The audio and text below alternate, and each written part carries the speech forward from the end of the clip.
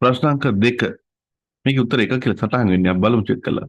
Vernier කැලිපර් එක ප්‍රධාන පරිමාණයේ 1 සෙන්ටිමීටර අනුයාත කොටස් 20ක් ඇත. ප්‍රධාන පරිමාණයේ අනුයාත කොටස් 19ක් දිගක් සමාන වර්නියර් පරිමාණයේ කොටස් 20කට බෙදා ඇත. කැලිපරේ කුඩා මිනුම වන්නේ. අන්න කැලිපරේ කුඩා මිනුම අහනවා. මේකට අපිට සූත්‍රයක් ඕනනම් හදාගත හැකියි. ඕනම ප්‍රායෝගික ප්‍රමාණයේ වර්නියර් කැලිපරයකට හෝ එහෙම නැත්නම් අපි කියන මේකට කියනවා අපි වර්නියර් මුල්ධර්මය කියලා. වර්නියර් මුල්ධර්මයෙන් ඕනම එකකට හැදෙන ක්‍රමයක් අපිට හදාගන්න පුළුවන්. මොකද අපි කරන්න ඕනේ? අපි කරන්න ඕනේ ප්‍රධාන පරිමාණයේ කුඩා මිනුම. ප්‍රධාන පරිමාණයේ කුඩා මිනුම අපි බෙදනවා වර්නියර් කොටස් ගන්න. මෙතනින් අනිවාර්යෙන් අපිට එන කුඩා මිනුම එක ප්‍රධාන පරිමාණයේ කොටස් ගන්න ප්‍රධාන පරිමාණයේ කුඩා මිනුම වර්නියර් කොටස් ගන්න බෙදුවොත් අපිට අනිවාර්යෙන් කුඩා මිනුම ලැබෙනවම තමයි.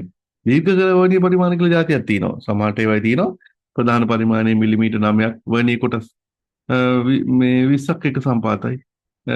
නෑ ඒක අනිත් පැත්තේ. ප්‍රධාන පරිමාණයේ මිලිමීටර් 9ක් වර්නියර් කොටස් 5ක් එක සම්පාතයි. ඒ වගේ ඒවා තියෙන වෙලාවල් තියෙනවා. ඒ මොන වෙලාවෙදි ගත්තත් අපිට දීර්ඝ වර්නියර් පරිමාණයක් ගත්තත් මේ ක්‍රමේ හරි.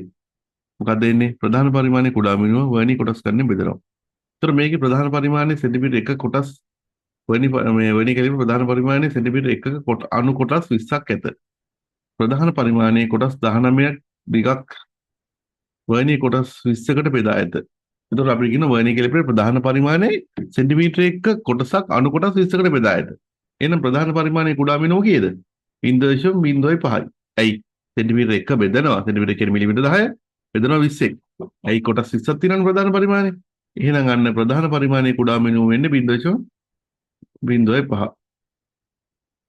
20ෙන් බෙදනවා සෙන්ටිමීටර සෝරි 0.5.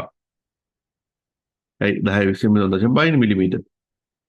එහෙනම් ප්‍රධාන පරිමාණයේ කුඩා මිනුම වෙන්නේ 0.5 මිලිමීටර. ඊට පස්සේ වර්නියර් කොටස් ගන්න 20යි. අන්න අපිට එනවා මේ අගේ සුරු කරාම 0.2.5 මිලිමීටර. එහෙනම් අන්න ඕනම වර්නියර් කැලිපරයකට හෝ වර්නියර් පරිමාණයට හරියන ක්‍රමයක් මත තියාගන්න ඕගොල්ලෝ ප්‍රධාන පරිමාණයේ කුඩා මිනුම බෙදන වර්නියර් කොටස් ගන්න. ඒක දීර්ඝ වර්නියර් පරිමාණ වලටත් හරි. එහෙනම් බයිනතු පාවිච්චි කරන්න පුළුවන්. උත්තරය අංක 1.